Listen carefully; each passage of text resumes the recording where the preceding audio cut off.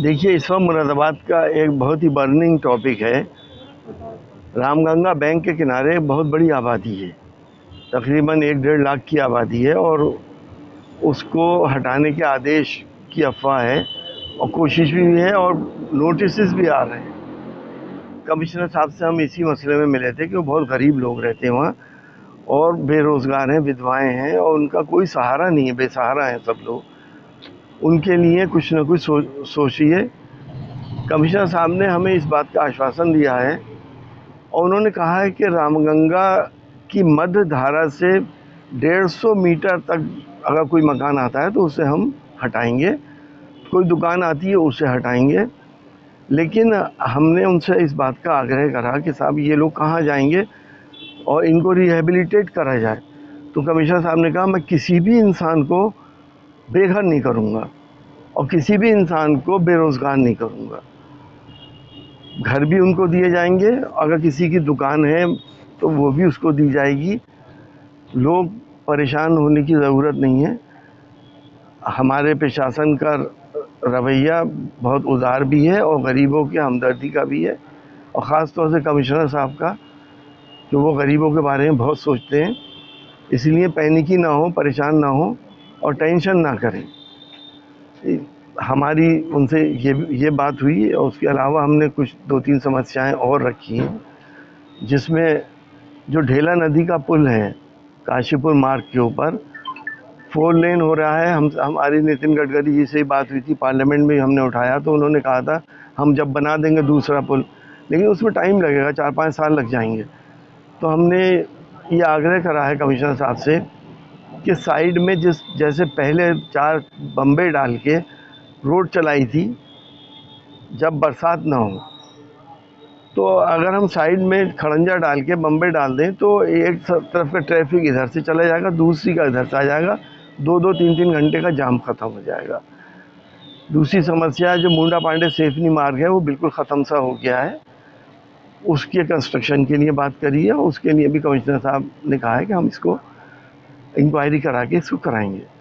तीसरा, जो घोंडा एतमादी के अंदर एक अवैध गौशाला चल रही है जिससे किसानों को बहुत परेशानी है, वो तमाम उनके जानवर किसानों को खेत खा रहे हैं और बदनामी हो रही है सरकार की भी और हम सब लोगों की भी। उसकी भी इंक्वायरी करा के उसको उनकी गायों को सरकारी गौशाला में शिफ्ट किया जाएगा। डॉक्टर साहब, नीट को लेकर संसद में काफी ज़्यादा हंगामा चल रहा है। देखिए, इससे बड़ा मजाक हिंदुस्तान के साथ नहीं हो सकता और बच्चों के साथ नहीं हो सकता, भावी पीढ़ी के साथ नहीं हो सकता। ये तो नीट है जो अब उजागर हो गया, लेकिन मैं आपको बहुत ही रसूख से इस बात को कह सकता हूँ कि इन पिछले 10 सालों में कोई भी इम्तहान ऐसा नहीं हुआ जिसमें फेयर हुआ हो, जिसमें लीक ना हुआ हो, पेपर लीक ना हुए हो। बड़ी बड़ी बातें करने वाले, ना खाऊंगा ना खाने दूंगा, वो कहाँ पर हैं?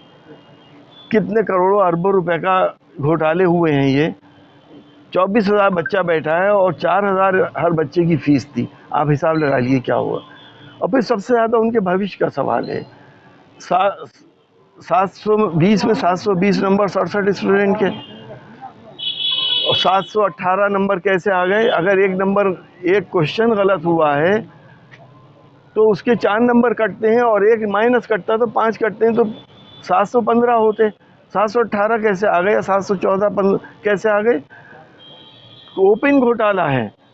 लेकिन सरकार के मंत्रियों ने बड़ा अजीबोगरीब बयान दिया, खासतौर से शिक्षा मंत्री ने, कि ये सब नॉर्मल हुआ है। जब आप लोगों ने, प्रेस ने, मीडिया ने इसको हाईलाइट करा तो आप कह रहे हैं 2-3 जगह घोटाला हुआ है।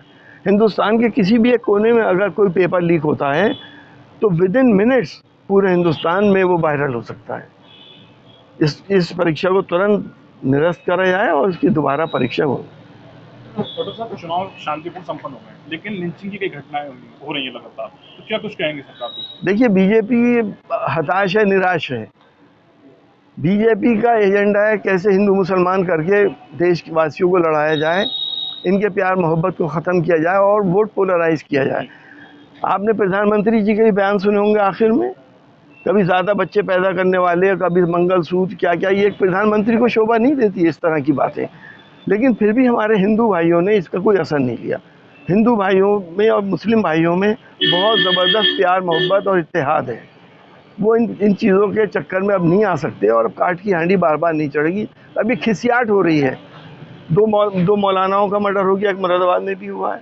मॉब लिंचिंग हो रही है, किसी की दुकान का सामान फेंका जा रहा है। तो ये एक खिसियाट है जो इस एपिसोड के बाद, इलेक्शन के बाद इन लोगों के अंदर। डॉक्टर साहब, असदुद्दीन ओवैसी ने जो था सदन में फिलिस्तीन जिंदाबाद का नारा लगाया गया था, दिल्ली में उनके आवास पर हमला हुआ। वे किस तरीके से मानते हैं इस तरीके की घटना? देखिए, इंसानियत की तारीख में आज तक इतना बड़ा जुल्म दुनिया में कहीं नहीं हुआ जितना फ़लस्तीन के अंदर हो रहा है। चाहे वो मासूम बच्चे हों, चाहे महिलाएं हों, चाहे बुजुर्ग हों। और आज भी गाज़ा के अंदर जो बूढ़े और महिलाएं बूढ़ी थी, उनको छोड़ के रह गए अपने मकानों में और बाकी लोग छोड़ के चले गए, उनके ऊपर कुत्ते छोड़े जा रहे हैं। इससे बड़ा जुल्म कहाँ हो सकता है? तो क्या हमारी जिम्मेदारी नहीं बनती है? जब मैं MP था तो मैंने पार्लियामेंट में ये सवाल उठाया था कि दुनिया की सबसे बड़ी डेमोक्रेसी के अंदर अगर फ़लस्तीन के मुद्दे को नहीं उठाया जाए तो देश में क्या संदेश, दुनिया में क्या संदेश जाएगा? डॉक्टर साहब, विपक्ष के कई सांसदों ने सिंगोल को लेकर लेटर लिखा है, राजशाही का प्रतीक है, क्या कुछ कहेंगे? देखिए, मैं पहले से कहता चला आया हूँ कि सिंगोल एक राजशाही का प्रतीक है।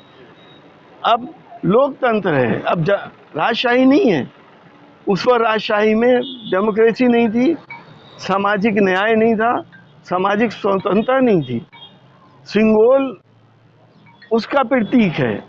सिंगोल को वहाँ लगाने का क्या उचित है? अब हिंदुस्तान अपने संविधान से चलता है, राजतंत्र से नहीं चलता। राजतंत्र वो तंत्र होता था जिसमें बादशाह की ज़बान संविधान होती थी। अब क्या काम है इसका? और उसको इतनी इम्पोर्टेंस देना, पार्लियामेंट में लगा देना, उसके बाद प्रेसिडेंट के आगे आगे उसको लेके चलना। क्योंकि इन्होंने गलती कर ली, तो अब उसको छुपाने के लिए दसियों बातें कर रहे हैं।